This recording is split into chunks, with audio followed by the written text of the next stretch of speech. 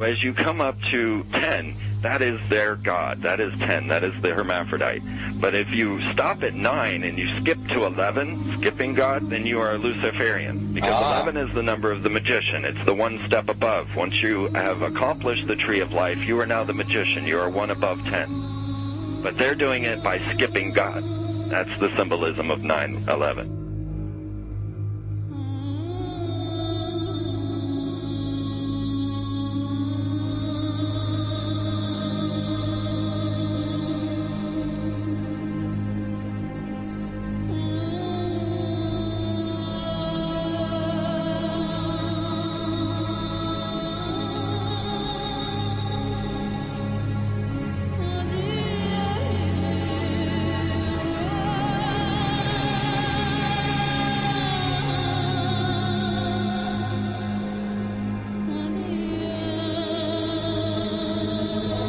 It is a big idea, a new world order.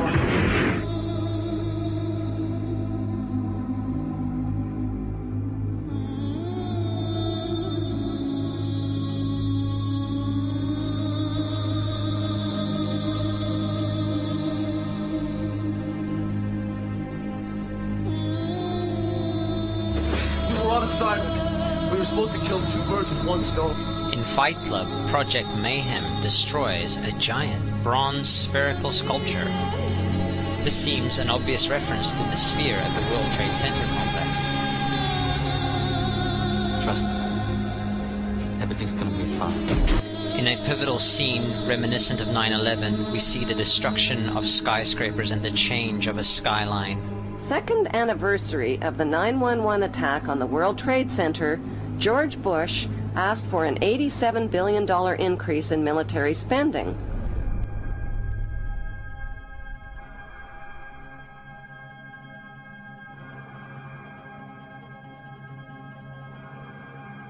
In 1904, Crowley would receive the Book of the Law soon after meditating in the King's Chamber of the Great Pyramid. He claimed he had been contacted by a being called Aiwass. Crowley would also use this symbol in his work. Some of its meanings are said to include a reference to the number 77 in Hebrew and a connection to the god Pan. Crowley made this drawing of a non-human intelligence he saw during a ritual. Synchronous 23 has made the connection between Aiwass and the Wizard of Oz, and has further pointed out the similarities between Crowley's grey alien-like drawing and the depiction of the projection of the Wizard of Oz in the film version. The much overlooked theory has been put forward on the internet that when we are looking at George W. Bush, we are actually seeing Aleister Crowley's grandson.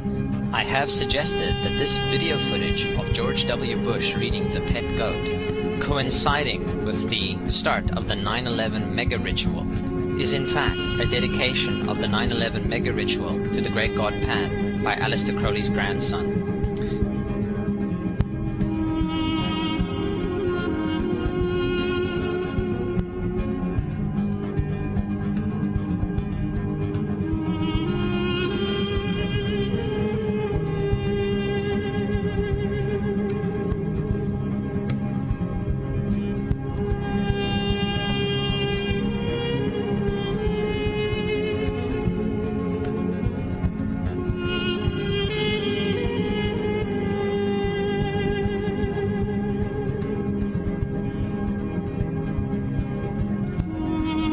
Things get a little weird. This is the 1978 version of The Wizard of Oz, The Wiz. Again we see the Emerald City connected to New York. On arriving at the end of the Yellow Brick Road, Dorothy and her companions go through the circular portal. Through the door we see 3 pyramids. Behind the pyramid shape, in between the pyramid pillars of the World Trade Center, we see the sphere, the representation of the Kaaba.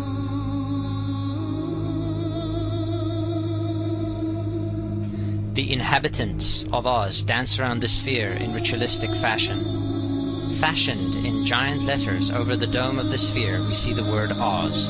Oz, symbols of Pan and Aiwass, seen smack at the heart where the new Aeon was ushered in, and and where the Stargate was opened.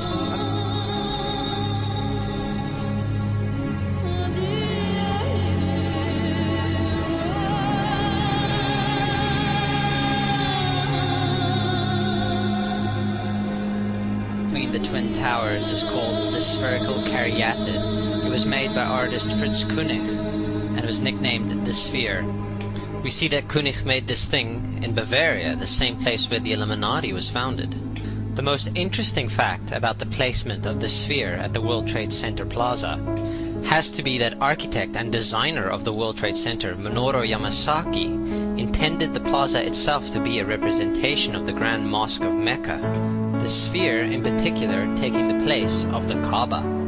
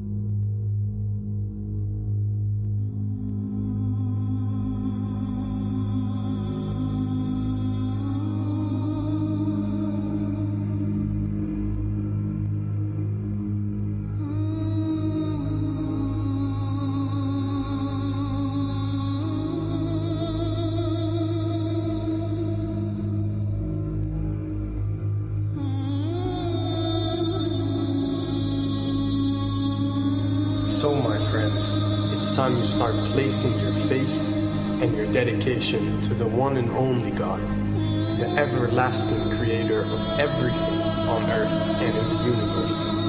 He is greater than anything our minds can comprehend. Do you know how many times Muslims are required to circle the Kaaba when they visit it? 7 times, each counterclockwise. Would you like to know why?